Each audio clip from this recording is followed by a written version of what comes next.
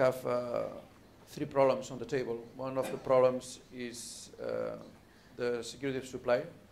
We are confronted to a stupid situation. It's that we are paying around 270 billions of euros every year in our oil bill that we can use here, for instance, taking profit of all the excess capacity of electricity generation that we have at night. And in that sense, electric vehicles have an important role to play. Second issue you were mentioning as well is that we have a problem of environment. Any device using a combustion engine is generating CO2, and CO2 is generating climate change. And climate change is going to be a problem far bigger than the economic crisis that we are facing now unless we do something to prevent it. And the possibilities to prevent climate change are narrowing. So the window of opportunity, according to International Energy Agency in its last World Energy Outlook, if we continue to generate the CO2 emissions that we are in the current scenarios, we will reach the number of CO2 emissions that we can, in absolute terms, reach on 2017, and we can delay that until 2022 if we introduce massively energy efficiency measures. And one of the measures that we can do to improve energy efficiency, it's also electric vehicles, because if you compare the efficiency of an internal combustion engine with the efficiency of an electric vehicle, the difference is simply enormous.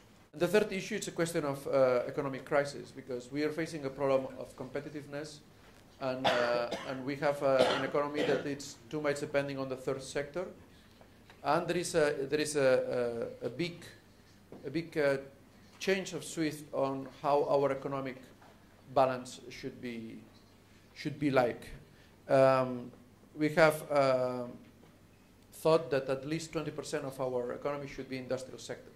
We have seen that the countries that have a strong industrial sector have coped with the crisis much better than the ones that are too reliant on services. And I think we have to reindustrialize Europe again. But we have to do that in a clever way, so we have to reindustrialize Europe in the sectors that have a future, and in sectors in which we have a competitiveness advantage in terms of knowledge and in terms of know-how. And certainly electric vehicles could be one of these sectors in which we have a potential to move forward. In 28th January this year, we have published new guidelines on how member states should finance the development of things like electric vehicle and in general any low CO2 emissions vehicles.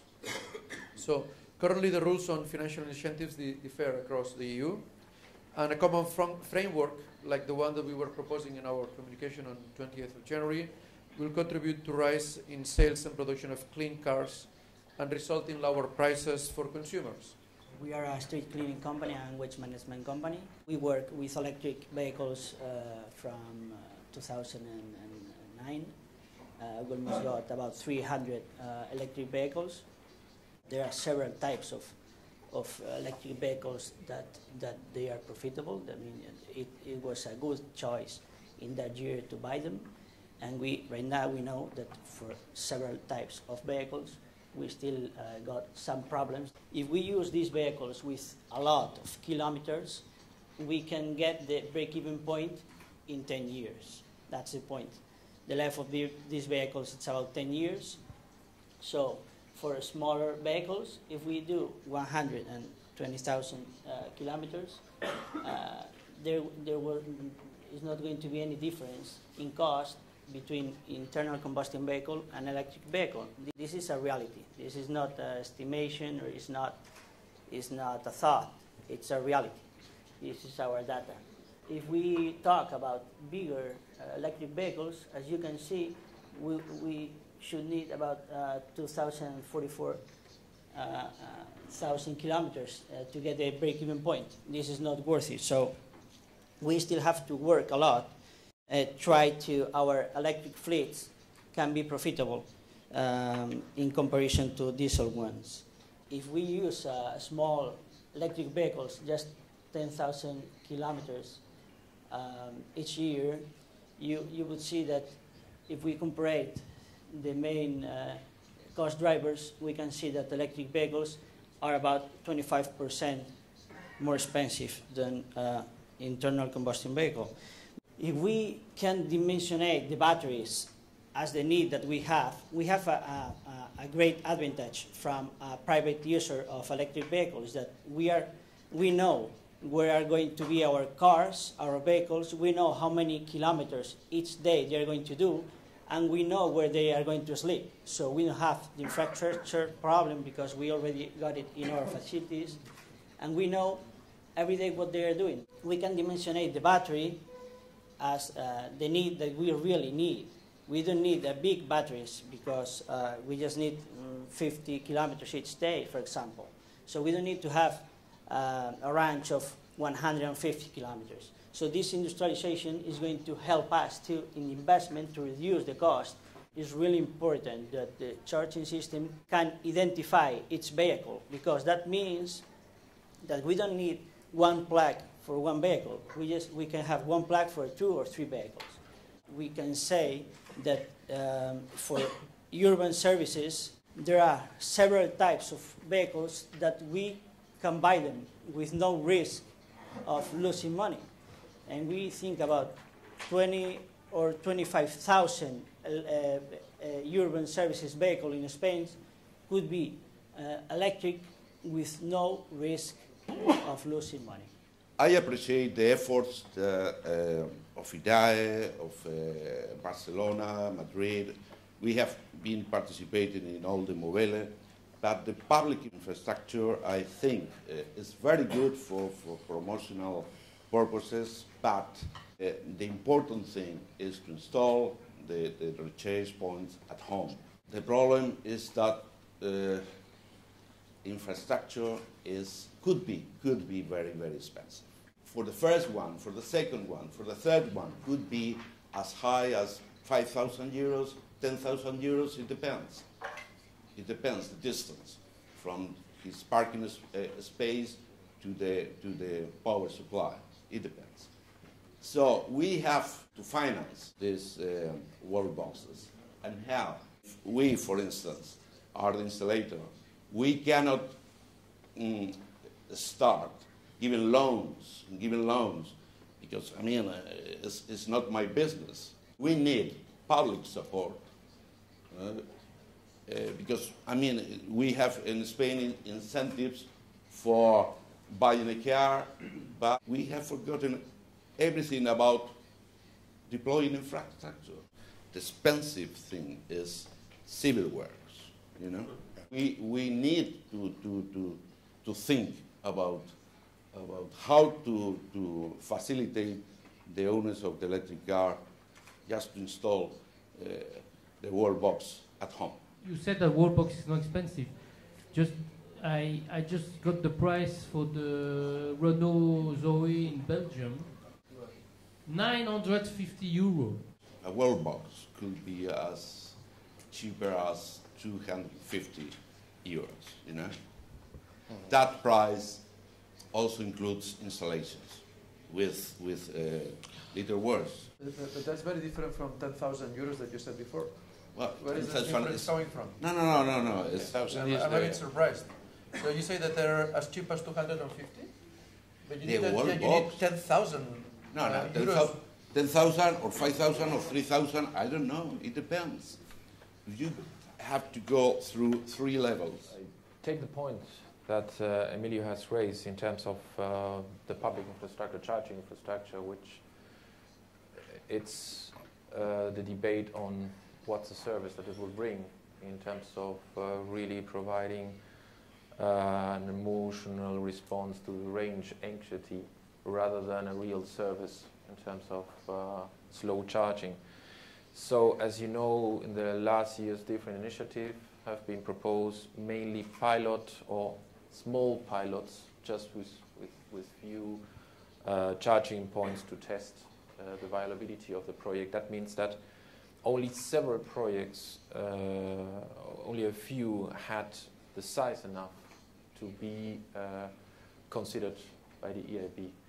An example of it would be, for example, the city of Paris with the AutoLib, the electric car sharing project, where you have, it's a good example in the sense that you have a good mix between a public promoter with a concessionaire, with a private executor, and implementing the whole technology, developing the technology, deploying it, and operating it.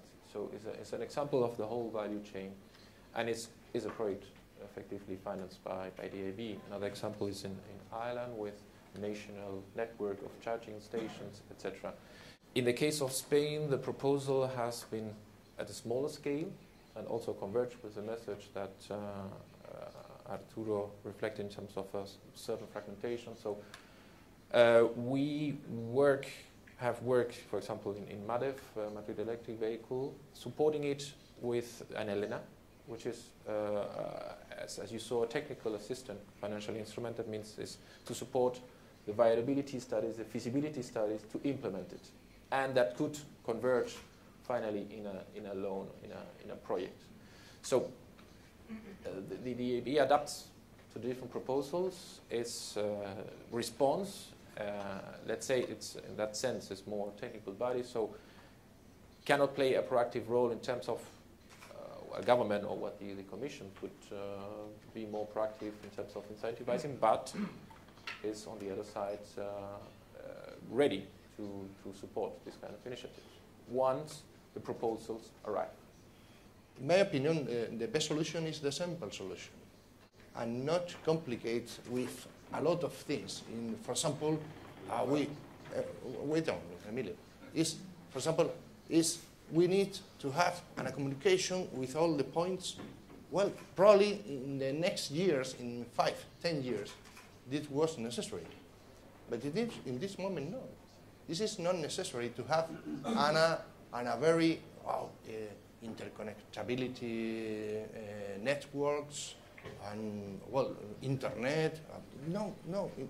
We need in this moment to put in the market a very simple solution.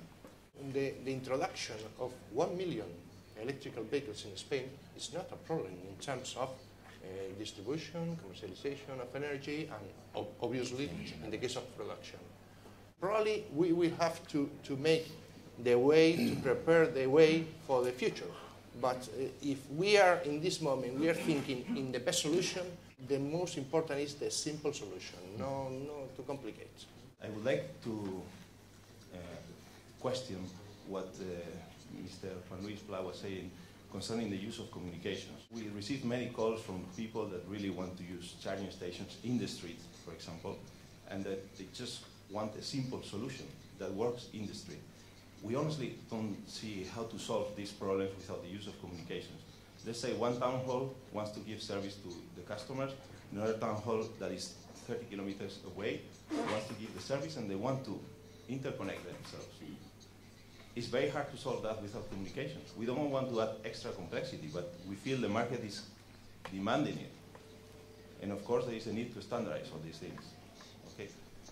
No more than 5%, more or less, 5% of the energy for electrical vehicles will be in the public recharging networks. Problem is, as Emilio said, in the houses, in the household, in the parkings, in the commercial centers, are in the offices. I know a lot of solutions of interoperability, internet, the clouds. It's wonderful. It's marvelous. But in this moment, we don't need to begin with this. It's important. Obviously, for the future, it's very important. But we have 4 years to develop in Spain this type of solution. We have no 1,000 installations in the street, no more. Infrastructure mainly should be in the parkings, but it's absolutely needed to have public infrastructure. I would say why. Maybe it's only the 5%, but it's like if you buy a car without tires. Would you buy it? No. Would you buy a car, an electric car, without having this kind of stations? Having just your own station? The answer is no, and that's why the population has the opinion that the electric cars are not for themselves because they don't have the right infrastructure. Can I go for the weekend to the sea to swim with my car? The answer with your own infrastructure is no. You cannot. So will you buy the car? No. But you can still charge the 90% at home, but you won't buy the car. That's the point, I think. If you see the use that you make of a car, you will see that about 90% of the travels that you do are not to go to the weekend on the sea. Not even, well, I don't know where you play tennis, but you can go with an electric car to play tennis perfectly. And in more than that, you can charge an electric car in the tennis club. But 90% of the trips that you're doing it inside the city for distances that are below 30 kilometers. 90%. So basically what we are saying is, for the other 10%, we do need chargers around.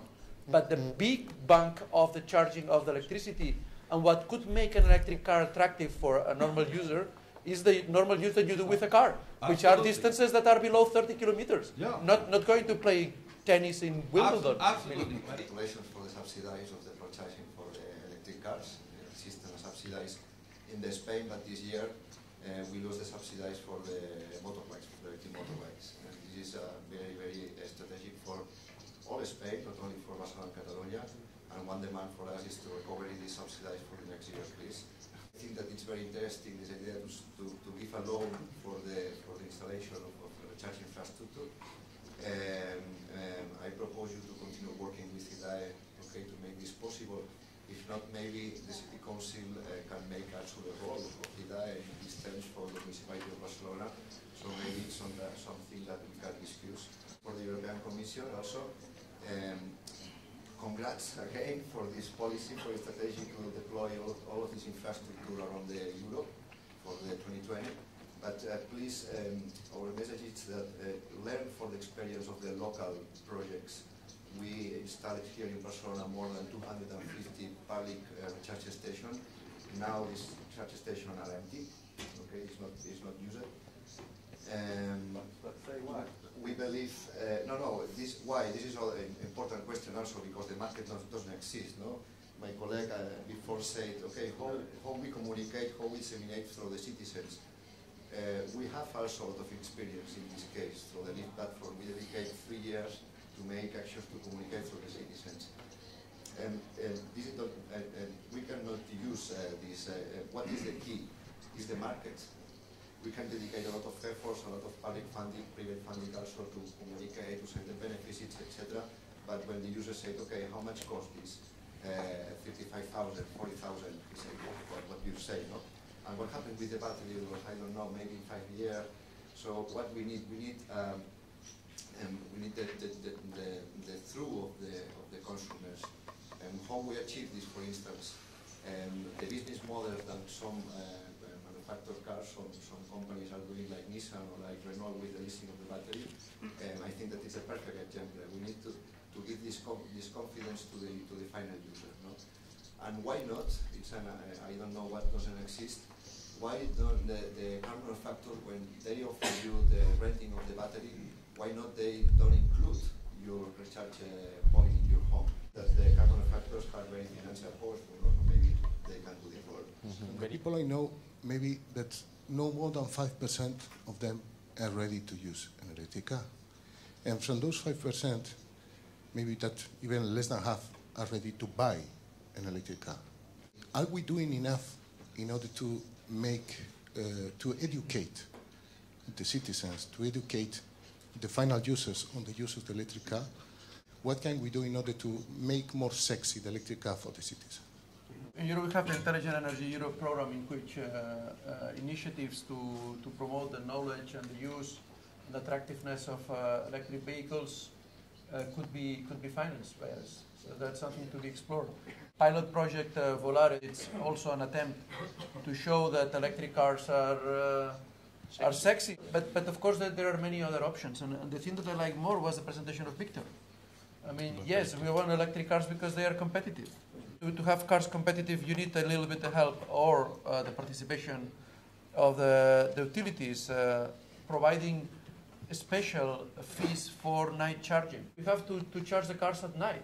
you have to charge the cars at night at a low electricity fee to use all the renewable energies that are taken out off of the grid because nobody's using them. And honestly, we don't need the state-of-the-art technology to charge slowly a car at night. It's a plug. There is a little more complex plug of 250 euros, but it's a plug at the end of the day, and the capacity of the current network to support a number of cars in each block of apartments, it's perfectly capable of absorbing this. We don't need to make a revolution on that, as Juan Luis was saying. I would like to mention two little things that I didn't have the opportunity to say before, in line with what my colleague of the European Investment Bank was saying, is that for town halls, I don't know if there is someone from the town halls, there is a Covenant of Mayors thing, in which most of the Spanish cities have subscribed, and there are funds of the European Investment Bank that you can use, provided that you put a lot of town halls together to have the critical mass to make a common project. The Diputació de Barcelona, I think, it's making something in this sense, and I think it's something that is worth exploring. The second thing that I would like to say, and this is interesting for construction companies like yours, is that according to the new Energy Efficiency Directive, 3% of public buildings will have to be renewed to be close to 0% emissions per year. And that means that there is going to be a certain investment in order to improve the energy efficiency of buildings, but that could be a good opportunity to introduce all this new infrastructure.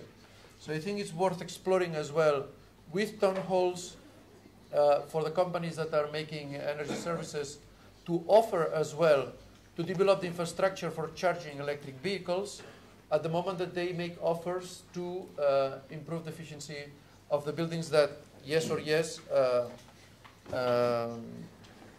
administrations will have to renew.